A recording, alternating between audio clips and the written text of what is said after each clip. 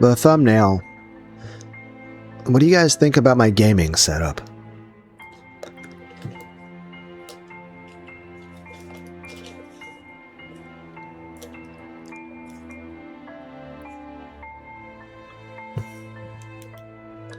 Arthur Englander's back in school.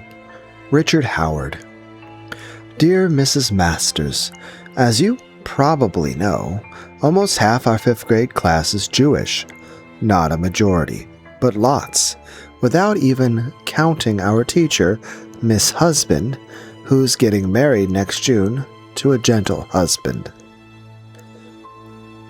That, a Gentile husband. That has to change more than her name, doesn't it? Well, your office records must show who's really Jewish and who's not.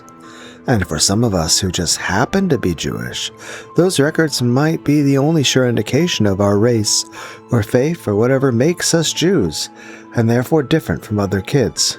No one really knows, but this week our rabbi told us the weird thing. He says there are Jews, mostly in Hasidic congregations, and they're mostly in Brooklyn, who perform between Rosh Hashanah and Yom Kippur this ritual called Pekarot. No, that's backwards. The Hebrew word is kaparot. Okay. During which believers swing a live chicken high over their heads. This whirling is meant to transfer the Hasid's sins to the chicken, which is then sacrificed. Rabbi Abraham, I'm not familiar with any of this. And this is... I don't know what's going on. Said about 50,000 chickens are used in ceremonies all over Brooklyn. That's a lot of birds to get slaughtered after being whirled. And most wind up in somebody's pot. Not everyone whirls chickens. There are some Orthodox believers who whirl money instead. How do you say this? Maimonides?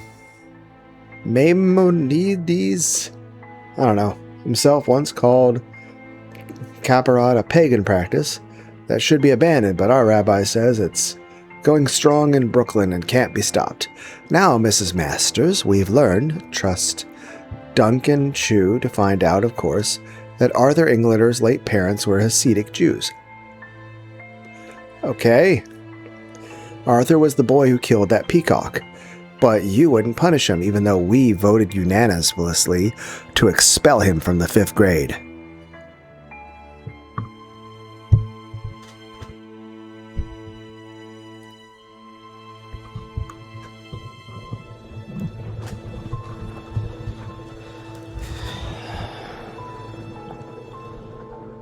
And when we went to see his aunt, she showed us a photo of Arthur, age 6, wearing gloves and whirling a big white rooster for kaparot. No one knew where he had gone after what happened.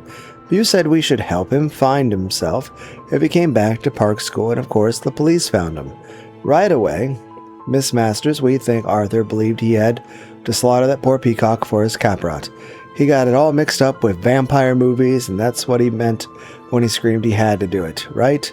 Christine Rath says that's how religions work. Even we've forgotten what they mean. We do what we think are the same things people have always done, but we forget or we change. And Christine's not even Jewish. And then Duncan Chu said that religions die once they're proved to be true, and that science is the tombstone of dead religions. And Duncan's not Jewish either. But David Stashower is, so he had to tell what his father thinks? That scientists now say the same thing as rabbis, but without capital letters? Arthur Englander paid no attention to what anyone had said. But now most of us want him back in 5th grade with all the others from the New Republic. I'm so confused. What is happening? I will say this, I'm tired.